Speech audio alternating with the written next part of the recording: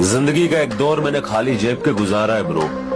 मुझे पता है दोस्ती, मोहब्बत या फिर रिश्तों के अंदर पैसा कितना जरूरी है।